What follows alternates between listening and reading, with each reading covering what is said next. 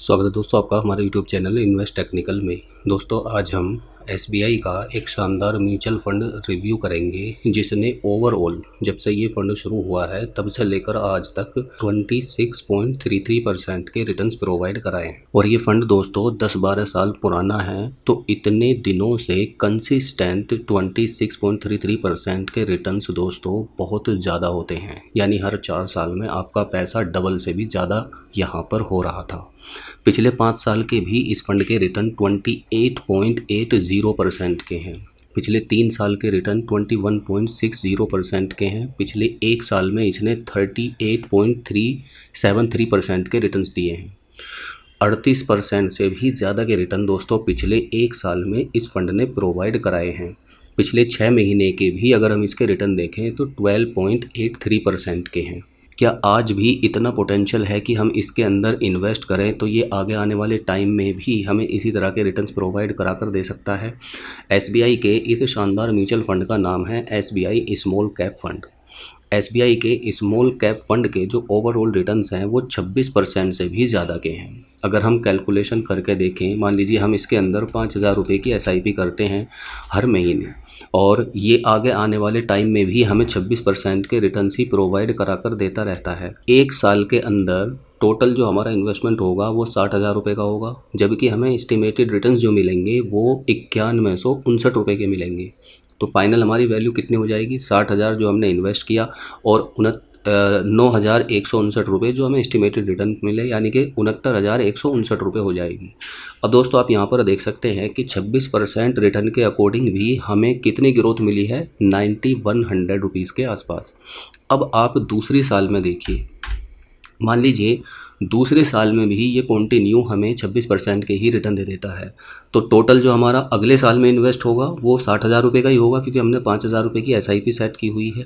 अब दोस्तों जो हमें एस्टिमेटेड रिटर्न्स मिलेंगे वो 38,605 रुपये के होंगे। तो ये यहाँ पर कंपाउंडिंग का इफ़ेक्ट लगना इसके अंदर शुरू हो गया है, और फाइनल हमारी वैल्यू कितनी हो जाएगी? 1,58,605 रुपये।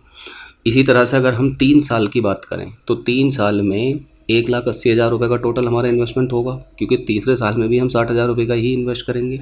लेकिन एस्टिमेटेड रिटर्न्स इस बार जो हमारे हो चुके होंगे 3 साल में वो 94,288 रुपये के हो चुके होंगे।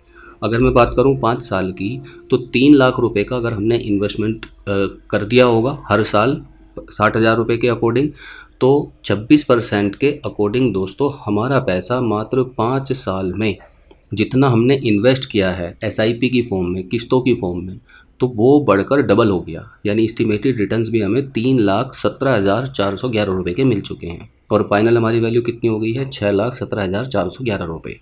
अब इसी फंड को मान लीजिए अगर हम इसके हिस्टोरिकल रिटर्न्स के हिसाब से देखें, और कोई पर्सन है जिन्होंने जब से ये फंड शुरू हुआ है तब से लेकर आज तक कंटिन्यू इसमें इन्वेस्ट कर रहे हैं, यानी 12 साल का अगर मैं पीरियड लेकर चलूँ तो 12 साल में उनके टोटल जो निवेश हुआ होगा वो 7,20,000 रुपये का होगा, लेकिन जो एस्टिमेटेड रिटर्न्स उनको मिले होंगे वो 42,08,000 रुपये के होंगे। और फाइनल उनकी वैल्यू आज की डेट में कितनी हो चुकी होगी? 49,28,000 रुपये। तो ये दोस्तों आप यहाँ पर देख सकते हैं एसआईपी का जादू और म्यूचुअल फंड का जादू।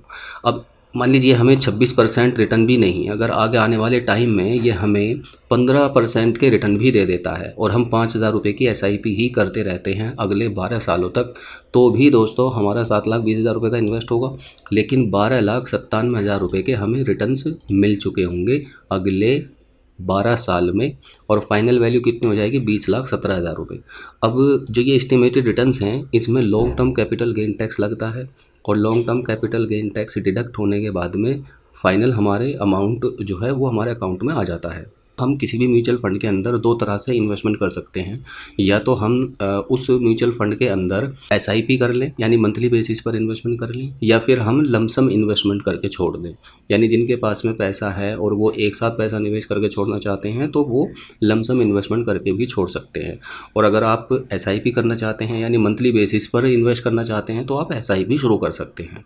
अब इसके अंदर हम एसआईपी कैसे कर सकते हैं? एसआईपी करने के लिए आप या तो ऑफिशियल वेबसाइट से भी कर सकते हैं, या फिर आप ग्रो की ऐप होती है, या आपके पास में कोई डीमैट अकाउंट अगर है तो भी आप उसको सेट कर सकते हैं, और ऑटोमेटिक आपके म्यूचुअल फंड में आपका पैसा इन्वेस्ट होता चला जाएगा मंथली बेसिस पर। ठीक है।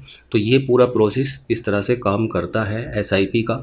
अगर आपको इससे रिलेवेंट कोई क्वेश्चन हो या क्वेरी हो तो आप कमेंट करके पूछ सकते हैं, मैं उसका जवाब आपको ज़रूर दूंगा। धन्यवाद।